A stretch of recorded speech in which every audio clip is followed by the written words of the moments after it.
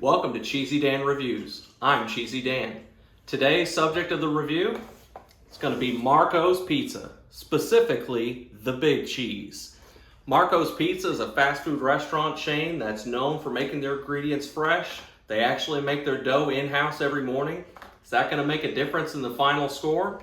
I guess we're going to have to find out. And to do so, we're going to rate it on its value. We're going to rate it on its appearance.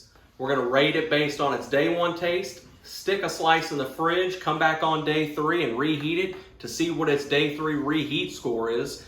Take those 4 scores, divide them by 4, and we'll know what our Cheesy Dan score is. Hey, look at that, it rhymed.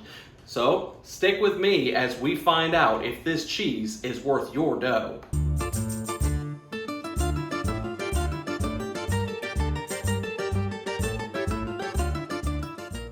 Marco's advertises this as having a 3-cheese blend to include cheddar and shaved Parmesan and a garlic spread on the crust. While they don't disclose it, I do think I'd taste some provolone. That sounds delicious. Now you can get it with the garlic sauce put on the crust.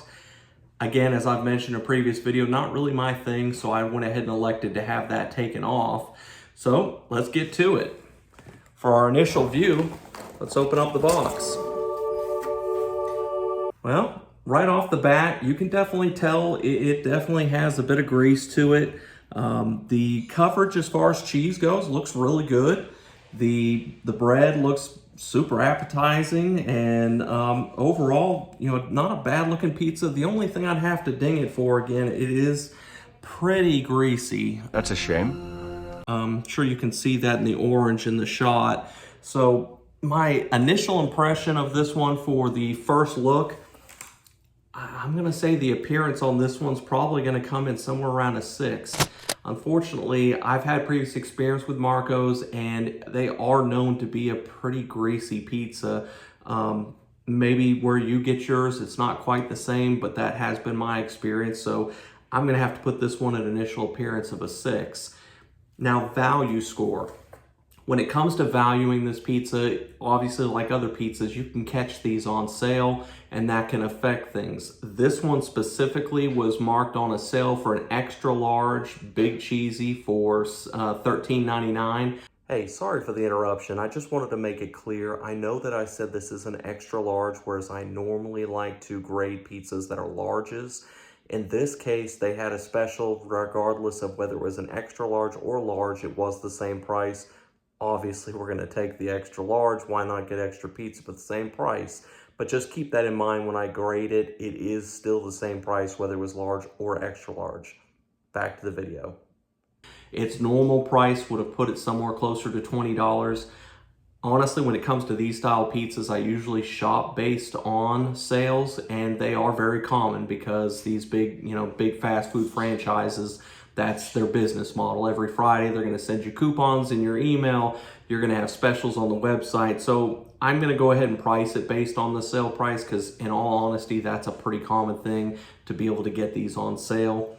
So putting that into perspective at $13.99, this is definitely not, the cheapest by any means of a pizza, but at the same time, it's still not too bad. I know you could easily find one of these pizzas where you find yourself spending $15 to $18 for this type of pizza. But at this point, I'm gonna put this one at a value score right about 5. It's definitely not, the worst, is definitely not the best. It's somewhere in the middle, and I think that's a fair score for it. The only thing we've got to do is really just to give it a taste test. Now you can see it's got quite a bit of cheese to it. So for not being advertised as a extra cheese pizza, not bad on the pizza, but let's give it a taste. That was hot. Initial taste impression, even though it does have quite a bit of grease, on the first taste, I honestly say I don't taste it. Well, at least not yet you don't. I'm definitely tasting the provolone mixed in with the mozzarella. Actually a really excellent mix. I've come to really appreciate provolone being mixed in there. Crust, really good. You can kind of taste the, they have, I guess the best way to describe it, it's almost like a granular texture to the crust, but It is a good taste. It does leave a little bit of grease texture in your mouth, a little bit on your hands as well. I knew you'd find it. But overall, for a first taste score, I'm gonna put this one at a 6.5. And I know that seems a little bit tough. I will say there is a greasy aftertaste. You could definitely taste the grease hanging in your mouth. Not gonna say I told you so, but... And I know that's gonna affect it on day 3 as well. But overall, not a bad first start, not a bad showing. You know, the only thing left we've got to do then is we're going to put one of these slices in the freezer bag. We're going to stick it in the fridge. Join me on day 3 and we'll see what the cheesy score is and see how well the Marco's cheese or Big Cheesy does. 3 days later. Welcome to day 3. This is the Marco's Big Cheese Pizza. So after getting it out of the fridge, it actually came out a little bit better than I expected. There has definitely been quite a bit of grease on the pizza, but it's not quite as obvious as I thought it would be on day 3. Overall, looks pretty tasty. So the next thing we're gonna do, I've heated up the oven here to 350 degrees. We're gonna put it inside, let it warm up and let the cheese start to melt. Take it out, give it its day 3 test, and let's find out how this cheesy score finishes for the Marco's Big Cheese.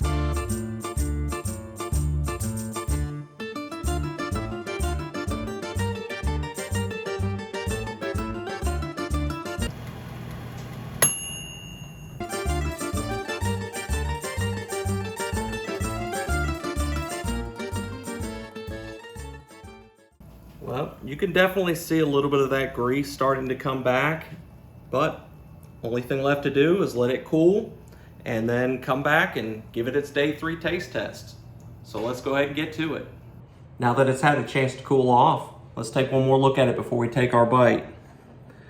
You can definitely see the orange present. It is pretty grease heavy, unfortunately, and that's definitely going to play a part in its taste. But we'll just have to see, you know, how much of a difference does that grease really make. So let's take that bite.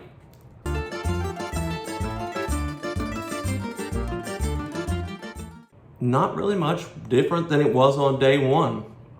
I have to say it's kind of being a consistent thing here outside of a few exceptions that the day 3 reheat, if done correctly, really doesn't take away that much from the original taste. Now the Marco's Big Cheese, on day 1, we gave it an appearance score of 6.